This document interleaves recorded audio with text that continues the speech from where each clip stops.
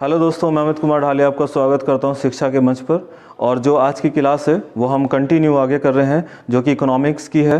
हालांकि इसको Indian economy बोलते हैं। और जो एक नेक्स्ट स्टेप था वो था पंचवर्षीय योजनाएं, जिसको हमें डिटेलिंग में थोड़ा सा करना था, जिससे कि आपको पता चले और यहीं से ही आने वाले एग्ज़ाम में या फिर जो अब एग्ज़ाम चल रहे हैं रेलवे के, उसमें भी सवाल देखने को मिल सकते हैं। चाहे कोई सा भी एग्ज़ाम हो, A to Z कहीं ना कहीं आपको यहाँ से जो योजनाएं आ रही हैं उसके अंदर आपको वो सब दिखाई दे सकता है। और वो कौन कौन सी चीजें एक बार देख लेते हैं।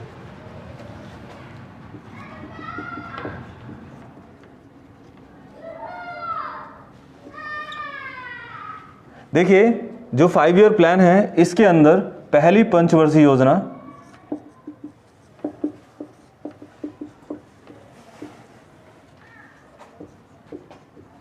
फर्स्ट 5 ईयर प्लान, इसमें एक सिंपल सी चीज जो कि यहाँ पर है, और वो ये है कि पहली पंचवर्षीय योजना कब प्रारंभ की गई थी।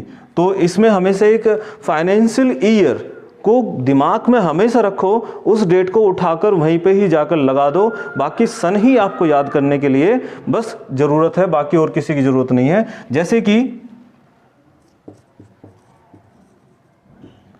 1 अप्रैल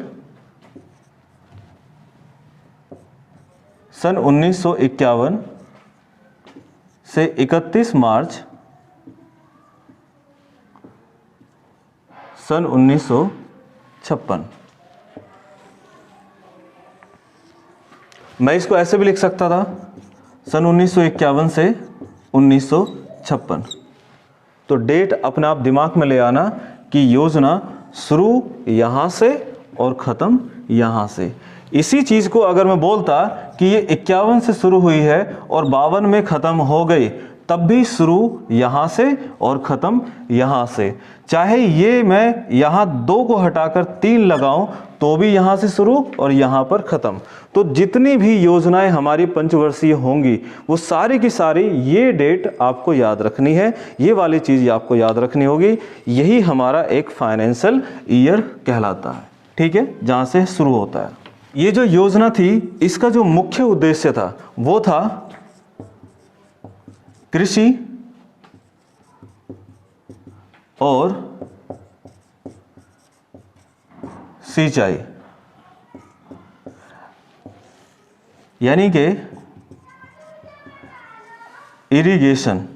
अब ये जो इरिगेशन है एंड एग्रीकल्चर है, ये आप खुद भी देख सकते हैं कि ये पहली पंचवर्षीय योजना के अंदर इन दोनों टॉपिक को ही क्यों लिया। इसका एक मुख्य कारण ये है कि इन दोनों टॉपिक को इस वजह से लिया था क्योंकि भारत की कम से कम 90% जनसंख्या केवल और केवल कृषि पर ही निर्भर थी। अगर 90% जनसंख्या केवल कृषि पर निर्भर थी तो जाहिर सी बात है हम यहाँ पहली पंचवर्षीय योजना में कोई और दूसरी सोच विचार कर भी नहीं सकते थे, क्योंकि जो जहाँ पर स्थान पर जो व्यक्ति था हमें उसके बारे में ही सोचना एक सबसे उचित माना। सोचने पर ही वहीं पर हम मजबूर हो गए कि इन लोगों को आगे बढ़ाना है, तभी हमारी जीडीपी दर हाई हो जाएगी। जीडीपी दर हाई हो जाएगी, इसी चीज़ को हम कहते हैं ग्रोथ रेट। ग्रोथ रेट यानी कि उस समय पर जो ग्रोथ रेट था वो ग्रोथ रेट 2.1, जिसकी प्राप्ति यानी कि जो हमें वो प्राप्त हुआ और वह हुआ था 3.6%। ये जो 3.6% है वो हमारे अनुमान से कई ज़्यादा थी। इसका मतलब क्या हुआ कि ये योजना सबसे सक्सेसफुल योजना भी रही। अगर ये योजना सक्सेसफुल रही है तो इसके अंदर चीज़ों को देख लेते हैं, उसके सक्सेस होने के कारण क्या रहे हैं। देखिए, इस योजना के अंदर सबसे पहली चीज़ तो ये है कि भारत सरकार ने दूसरों की मदद से भाखड़ा नागल बांध,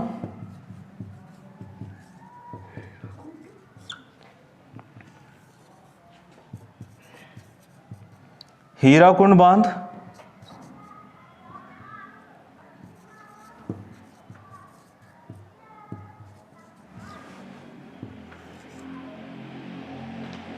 और दामोदर बांध। इन बांध को रूस की सहायता से भारत में स्थापित किया था। ये बांध क्यों बनाए थे? क्योंकि ये पानी को रोककर हर एक दिशा में जहाँ जहाँ सिंचाई होती है वहाँ तक पानी के रूपरेखा या उसके स्ट्रक्चर या फिर वहाँ के संसाधनों को बढ़ाना था, जिससे कि किसान की जो सबसे बड़ी दुविधाएं थी उस दुविधाओं को समाप्त किया जा सके। क्यों समाप्त किया जा सके? क्योंकि इस देश के अंदर सबसे बड़ी दुविधा केवल एक ही चीज़ की थी कि भारत के अंदर जब भी कभी भी कोई भी आपदा आती थी वो सूखे के रूप में सबसे अधिक आती थी। यही कारण है कि इसको सबसे पहले नज़र में रखा गया, क्योंकि भारत में जो सबसे पहला सूखा पड़ा था और जो कि पेन यानी कि लिखित रूप में भी है वह था 1022 ईस्वी में, यानी कि इस समय पर सबसे बड़ा सूखा पड़ा था। और इसके बाद तो पता नहीं कितनी बार सूखे पड़े और लोग कितनी बार मरे, इसका अंदाज़ा लगाना थोड़ा मुश्किल है। क्यों? क्योंकि जैसे कि हमारे यहाँ पर सबसे ज़्यादा ग्रस्त कौन कौन से राज्य जो वर्तमान राज्य हैं वो उस समय पर रहे, जैसे पश्चिम बंगाल, उड़ीसा, छत्तीसगढ़, उत्तर प्रदेश का वो भी पूर्वी भाग और कर्नाटक, तमिलनाडु, ये सारे के सारे और ये राजस्थान, हर एक राज्य जो ये थे पूरी तरह से ये सूखे से ग्रस्त रहे थे। और यहीं पर ही चीज़ें ख़त्म नहीं हुई, इससे भी आगे भारत सरकार ने एक कदम और उठाया और वह कदम था कि भारत के अंदर टेक में यानी कि साइंस एंड टेक के अंदर एक बहुत ही अच्छा कदम उठाते हुए 5 IIT संस्थाओं की स्थापना की। 5 IIT संस्थाओं की स्थापना करते हुए इस बात को दिखा दिया भारत सरकार ने कि अब भारत के लोग टेक्नोलॉजी की शिक्षा को ग्रहण करके वह के इंजीनियर लेवल पर, साइंटिस्ट लेवल पर वो पहुंच सकते हैं। यही नहीं बल्कि भारत ने जो कि सबसे अधिक शिप से कार्य या फिर इंपोर्ट एक्सपोर्ट करने का जो सबसे एक बड़ा जरिया था वो था शिप। इसीलिए भारत के अंदर हिंदुस्तान शिपयार्ड कंपनी की स्थापना भी की। लेकिन इसकी सच्चाई ये है कि भारत में इस कंपनी की स्थापना 1941 में ही कर दी थी। वो भी किसने? ब्रिटेन ने। अब ब्रिटेन ने इसको 1941 में कर दिया तो अब आप सोच रहे होंगे कि ये पहली पंचवर्षीय योजना में कर क्या रहा है। तो वो करने का सबसे बड़ा महत्वपूर्ण कारण ये है कि इसको केवल और केवल अपग्रेड किया था, इसका डेवलप किया था, वो पहली पंचवर्षीय योजना में किया था, जिस पे फोकस हमारे दो जो इकोनॉमिस्ट थे जिनका नाम था हेराल्ड और डोमर। इन्होंने इसको सलाह दी और सलाह देते हुए ये सारी की सारी जितनी भी है हर एक चीज जो भी पहली पंचवर्षीय योजना में हो रही है वो सब इन दोनों के कारण हो रही है। यही कारण है कि इस पहली पंचवर्षीय योजना को कहा गया है हेराल्ड और डोमर मॉडल पर आधारित। दूसरी पंचवर्षीय योजना को देखते हैं।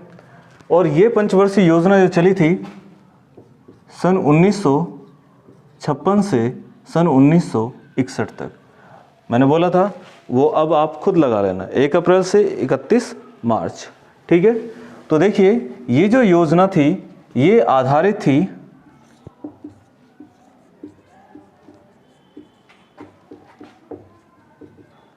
PC महालनोबिस मॉडल पर।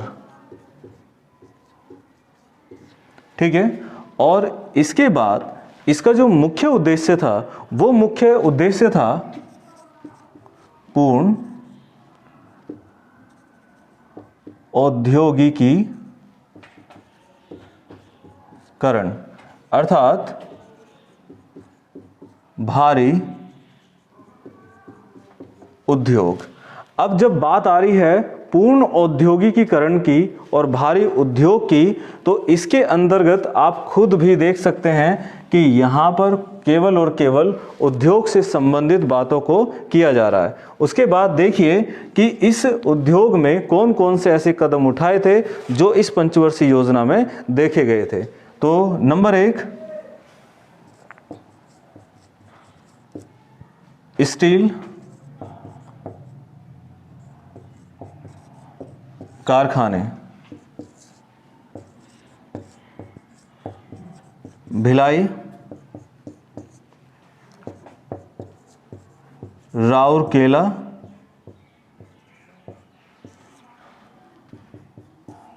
दुर्गापुर।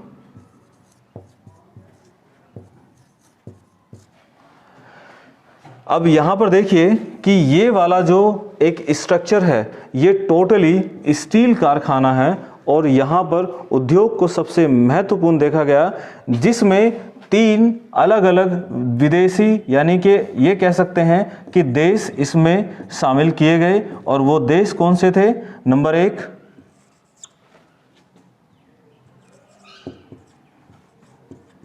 इंग्लैंड,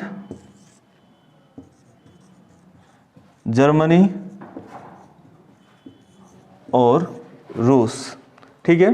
उसके बाद यहीं पर एक चीज और है और वो चीज ये है, ये स्टील प्लांट है। ये स्टील प्लांट जो दुर्गापुर है वो इंग्लैंड की सहायता से स्थापित हुआ था, जो राउरकेला है वो जर्मनी की सहायता से हुआ था और जो भिलाई है वो रूस की सहायता से। कि इन सबको स्थापित करने के लिए इन भाई साहब से बहुत बड़ा भारत के अंदर एक द्वंद्व युद्ध हुआ था, जिसके अंदर ये कहा गया था कि अगर हम समाजवादी विचारधारा को ध्यान में रखकर केवल औद्योगिकरण पर ही ध्यान देंगे तो जो 90% लोग हैं तो उन लोगों का क्या होगा।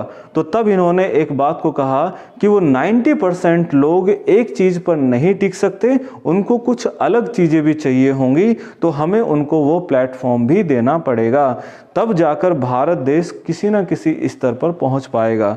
तो तब जाकर लोग इनकी बात पर सहमत हुए और सहमत होते हुए सबने इस बात को एग्री कर लिया कि नहीं, भारत के अंदर उद्योगों का निर्माण करना भी अपने आप में एक बहुत बड़ी चुनौती है, तो क्यों ना इस चुनौती को स्वीकार करते हुए भारत में उद्योग को लगाया जाए। तो भारत में उद्योग को लगाया जाए, लेकिन इस बात का तो कभी एक्सपीरियंस था ही नहीं, और जब एक्सपीरियंस था नहीं तो तब जाकर हमने किन्हीं अन्य देशों की सहायता ली, जो कि इंग्लैंड है, जर्मनी है और रूस है।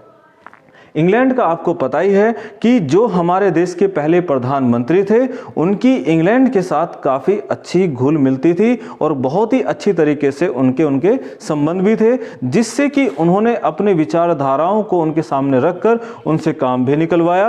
और जर्मनी और रूस, ये आप जानते ही हैं कि भारत के इन दोनों देशों से संबंध भी अच्छे हैं, जिन्होंने भारत की सहायता करने के लिए वो एग्री भी हो गए।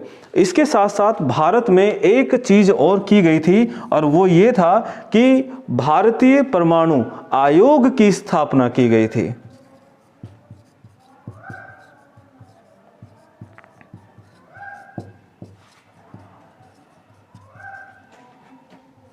जो कि 1958 में की गई थी। अब इसके अंदर देखिए कि भारतीय परमाणु आयोग की स्थापना भी कर दी। इसका मतलब ये था कि भारत अब इस क्षेत्र में भी आगे बढ़ना चाह रहा था, लेकिन एक समस्या और आकर खड़ी हो गई, क्या भारत को अन्य देश इस रूप में देखना चाहेंगे या नहीं देखना चाहेंगे। तो इसी वजह से भारत ने अपने आप को इसमें सक्षम करने की कोशिश की, लेकिन वह केवल आयोग बना पाया, लेकिन इसमें कुछ बड़े रिसर्च और बड़े रिफॉर्म्स नहीं हो पाए। और ये रिफॉर्म, ये रिसर्च आने वाले समय में यानी कि 90s में जैसे वो पहुंचे, तब जाकर इन्होंने कुछ आविष्कार या कुछ चीज़ें या इस क्षेत्र में जाकर उन्होंने कार्य को पूर्ण किया। उसके बाद देखते हैं कि भारत के अंदर जो कि एक उद्योग को इस देश के अंदर फैलाने का सबसे महत्वपूर्ण जो कड़ी बनी वो था रेलवे। और रेलवे ने अपना एक चीज को स्थापित किया, एक फैक्ट्री को, एक वर्कशॉप को स्थापित किया, उसका नाम था चितरंजन मोटिव वर्क्स। ये जो चित्तरंजन लोकोमोटिव वर्क्स था ये स्थापित किया था पश्चिम बंगाल में। इसके अंदर केवल और केवल जो इंजन बनते थे, मैं इसको यहां से मिटा रहा हूं, ये जो इंजन बनते थे वो केवल और केवल यहां पर डीजल इंजनों का निर्माण होता था। अब ये डीजल इंजनों का यहाँ निर्माण होता था, इसका मतलब यह है कि भारत में पहला डीजल इंजन किस वर्कशॉप में बन रहा था? चित्तरंजन लोकोमोटिव वर्कशॉप में बन रहा था। ठीक है, अब उसके बाद हम तीसरी पंचवर्षीय योजना लेकर आएंगे जो कि नेक्स्ट वीडियो में होगा।